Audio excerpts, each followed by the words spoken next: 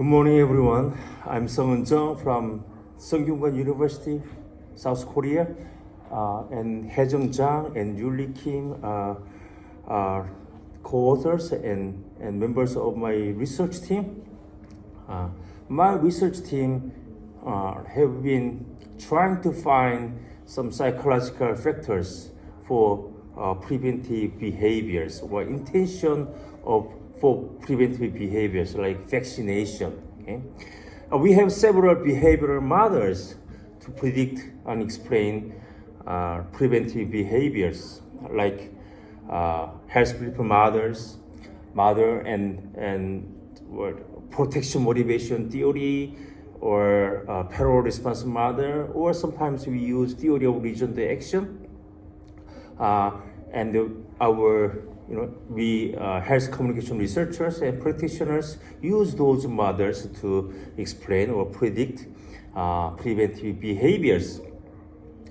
And then we have been using health belief model to predict preventive behaviors like vaccination, and then we found some limitations of the model. Okay? And the key problem was the low explanatory power of the model, especially the effect size of perceived susceptibility is quite low. Okay, that was a problem, and we trying to improve the model by adding its new variables, and then finally we have a good idea, we thought. Okay, and then we thought and perceived susceptibility, but there is perceived probability of getting a disease, and it should be divided into two different variables. One is perceived susceptibility when no action is taken. Suppose you don't take any action, okay, no preventive behaviors. What's the probability of getting the disease? That's the perceived susceptibility without preventive action, okay? And that is the one, and the other one should be perceived susceptibility when the preventive action is taken, okay? And those two variables should be measured as a separate variables. And then we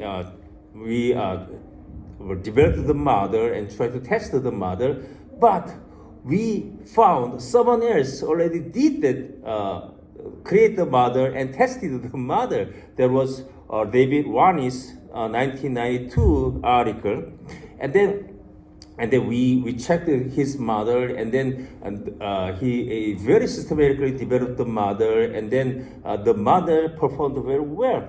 And then we also found the Ronis model is really unknown to health communication scholars, and then so some people tested his model as part of his model, but not widely used in research or practice. So in this study, we test the Ronis modified health belief model and also apply the model to the COVID-19 vaccination context.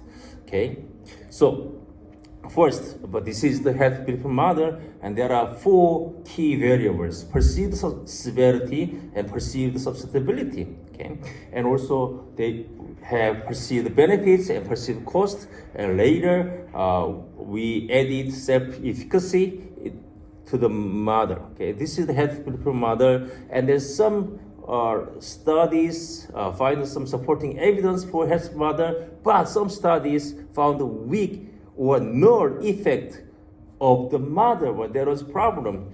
And good friend of mine, Chris Carpenter, did a meta-analysis of health belief model, and then this is the result of his meta-analysis. The problem, especially on perceived susceptibility, almost no effect of perceived susceptibility. Okay, but here is David Ronis' the article in Health Psychology, and then he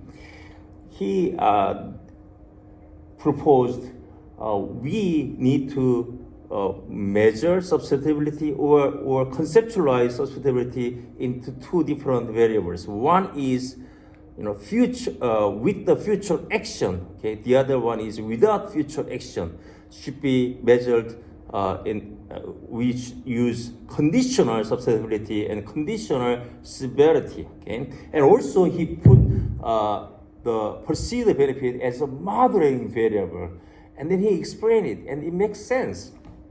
So, but this is he did two studies. One is experimental study and one is survey. And then this is the result of experimental study. And basically, he found the greater susceptibility without inaction, and increase perceived benefits, and also the more positive attitude toward the behavior.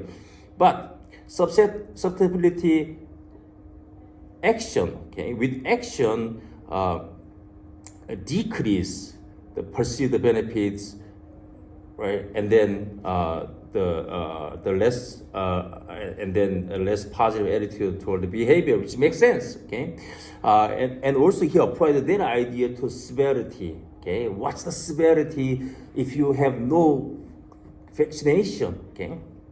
And what's the severity? And if you take the vaccination, and he found strong supporting evidence for his model, and we applied this model to the COVID-19 vaccination with modified variables, and so we measured perceived susceptibility with if you take the vaccination or not, okay, and also.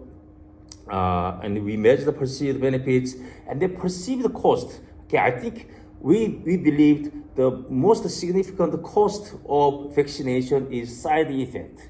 Okay, so we applied the health model's ideas to the perceived cost. So we measured perceived severity of side effect. Okay, how severe, and perceived susceptibility of the side effect.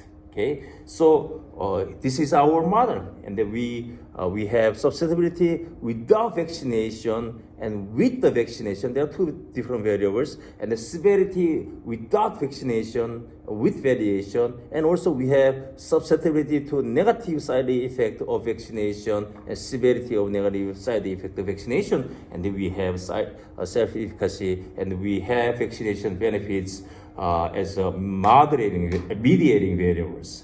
And then we did study, online experiment.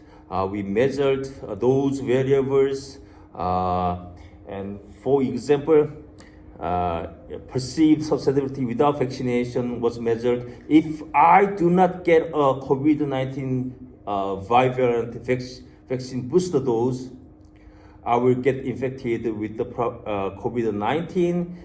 0 is not at all. 10 is highly likely, something like that. Okay.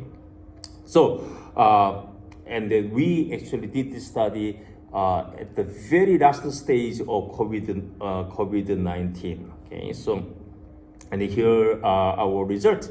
Okay.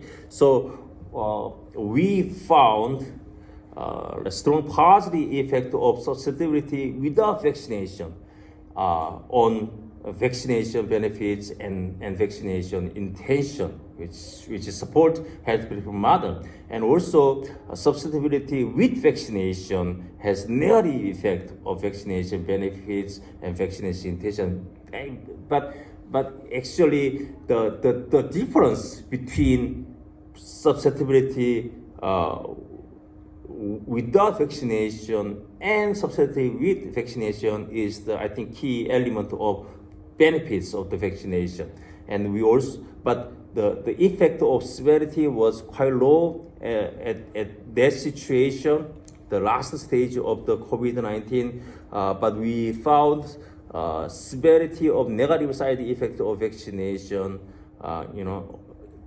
has a negative effect on vaccination intention and self-efficacy. But here is, I think, most important information here, the R square of the model. Okay, it is 54% of the variation of the vaccination intention was explained by these variables. And typical health model has 10% or 50%, such like that. Okay, so we have 54% of variance of the vaccination intention was explained. So the key points here: risk perception should be measured with the conditionality. Okay, with the conditionality. Otherwise, people are confused, and then sometimes people incorporate their future action into the equation. Hey, I don't think I'm going to get vaccination because I'm going to take some actions or even take vaccination. Okay, but some people believe, hey, and they interpret the question as perceived susceptibility without any action. Okay, and the perceived benefit should play as a mediating variable in the model. Okay, and then our model has pretty good explanatory power in explaining vaccination intentions. Okay, so this is all. Thank you very much. Okay.